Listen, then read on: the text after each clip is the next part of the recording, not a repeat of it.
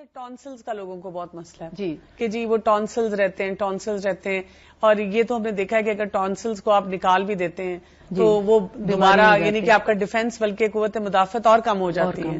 تو اس کے لیے کیا رہنمائی ملتی ہے ہمیں؟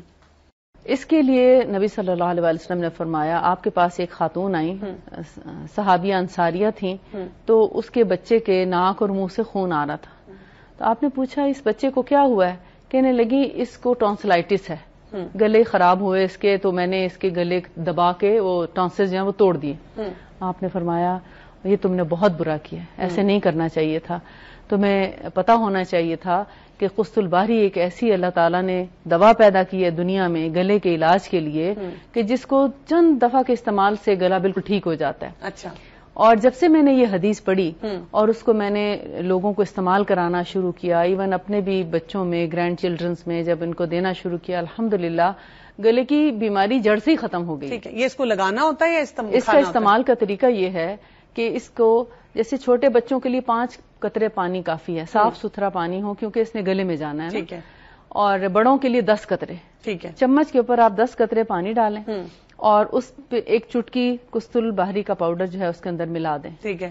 اس کو ملانے کے بعد اس کو ناک میں انڈیل دیں، لٹا کے، مریض کو لٹا کے اور ناک میں انڈیل دیں. ناک کے اندر یعنی 5 قطرے ادھر اور 5 قطرے ادھر بچوں کے لیے اور 10-10 قطرے بڑوں کے لیے. ٹھیک ہے. اس میں چھوٹے بچوں کے لیے چھوٹی چٹکی اور بڑوں کے لیے تھوڑی بڑی چٹکی مکس کر کے اس کو ناک میں اس طریقے سے ڈالیں اور پھر اوپر سے نتنے تھوڑے سے پریس کریں 1 سیکنڈ کے لیے تاکہ وہ ناک میں چڑھتے ہوئے گلے میں اتر جائے.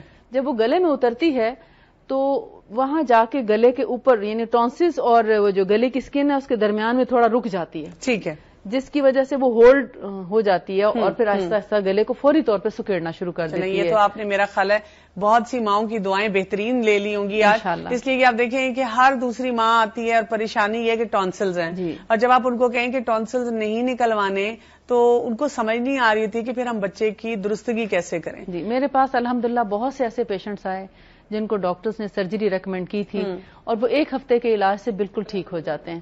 اور عام روٹین میں جو کیسز ہوتے ہیں وہ صرف 3 دفعہ قسط الباری ڈالنے سے بالکل ٹھیک ہو جاتے ہیں. ٹھیک ہے جی. اور یہ اس سے اچھا علاج میں نے دنیا میں ابھی تک نہیں دیکھا گلے کی تکلیف میں. چلے الحمدللہ.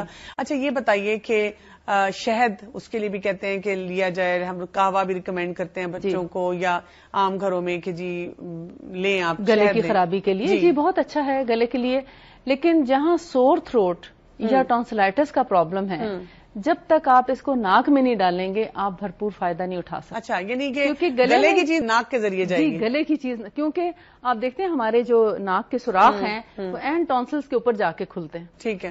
اور جب ہم ناک کے تھرو دوا ڈالتے ہیں تو وہ صحیح ٹونسلز کے اوپر جا کے لگتی ہے.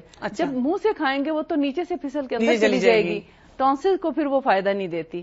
ٹونسلز کو سکیڑنے کے لیے اور ان کو ختم کرنے کے لیے، نارمل کرنے کے لیے سب سے اچھا جو ذریعہ ہے وہ ناک میں دوا ڈالنا.